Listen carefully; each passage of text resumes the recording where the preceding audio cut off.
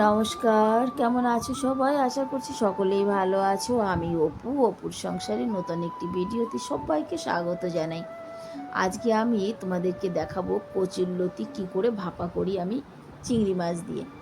সর্বপ্রথম কচুরলতিটাকে সুন্দর করে কেটে পিস পিস করে ধুয়ে এই যে আমি নিয়ে নিয়েছি একটা পাতিলার মধ্যে। এর মধ্যে নুন, হলুদ, লঙ্কার গুঁড়ো এটাকে অ্যাড করলাম। লঙ্কার গুঁড়োটা কম দেব, তার কারণ আমি এর জন্য যে মশলাটা তৈরি করেছি এই মশলাটার মধ্যে কিন্তু আছে গোলমরিচ।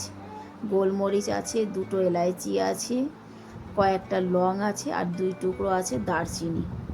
সঙ্গে আছে কয়েক কোয়া রসুন, ছোট্ট একটা পেঁয়াজ। পেঁয়াজটা তোমরা চাইলে দিতে পারো, না চাইলে না দিতে পারো। আর আছে সর্ষে আর জিরে। এবার সর্ষেটা আমি সবসময় দিই না, কোনো দিন দিই, কিন্তু প্রত্যেক দিন দিই না। সর্ষেটা তুমি মানে স্কিপ করতে পারো, দিলে দিতে পারো। তবে আজকে আমি একটুখানি কালা সর্ষে দিয়েছি, বেশিরভাগটাই আমি দিই না, তবে আজকে একটু দিয়েছি। উপর থেকে এই যে কাঁচা তেল, ব্যাস এটাকে ভালো করে এবার মেখে নিতে হবে। আর এই যে মিক্সির জার, ওটাকে ধুয়ে সেই জলটা কিন্তু এর মধ্যে দিয়ে দিতে হবে। যেহেতু এটা আমি ভাপে বসাবো, ভাপা করব, তো মিক্সির জারটাকে ধুয়ে সেই জলটাও দিয়ে দেব।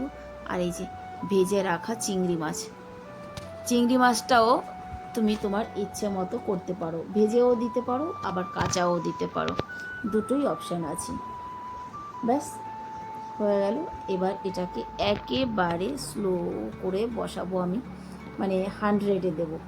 100-এ দিয়ে এটাকে মিনিট 10-এর মতো এইভাবেই ঢাকা দিয়ে রাখবো। মিনিট 10 পরে একবার কিন্তু একটু নেড়ে চেড়ে দিতে হবে।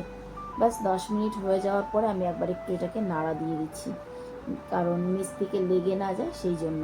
কচুরলতিটা কিন্তু মানে নরম হয়ে গেছে, এক হাতে ক্যামেরা রয়েছে তো পাতিলাটা সরে যাচ্ছে। যাই হোক, একবার নাড়াচাড়া করে আবার কিন্তু আমি এটাকে এই যে ঢেকে বসিয়ে দিয়েছি। আবার 10 মিনিট পরে এসে ঢাকনাটাকে খুলে দেখলাম, হ্যাঁ, পুরো ফুটে উঠেছে এবং রান্নাটা কমপ্লিট হয়ে গেছে। উপর থেকে ধনিয়া পাতা ছড়িয়ে দিয়ে ব্যাস এবার থালায় গরম ভাত বাড়লেই কিন্তু হয়ে যাবে। আর এই রান্নার ঘ্রাণটা এত সুন্দর বেরোয় যে তোমার আশেপাশে 10 বাড়ির লোকে কিন্তু বুঝতে পারবে যে আজকে তুমি কচুরলতি ভাপা করছো। আমার রান্না কমপ্লিট, সঙ্গে এই গরম গরম ভাত। আর এই দেখো রান্নাটা কি সুন্দর হয়েছে। এই কচুরলতি দিয়ে কিন্তু এক থালা ভাত এক নিমিষে খেয়ে নিতে পারবে। জানি না, আমার কাছে তো ভীষণ ভালো লাগে, আমার ভীষণ প্রিয় কিন্তু এই সবজিটা।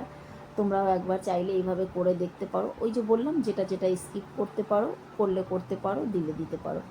আমি 2 রকমভাবেই করি, তবে আজকে সব কিছুই দিয়েছি। চলো খেয়ে দেখি আজকে কেমন হয়েছে। বেশিরভাগই সর্ষে ছাড়াই করি, তবে আজকে সর্ষে দিয়ে করেছি।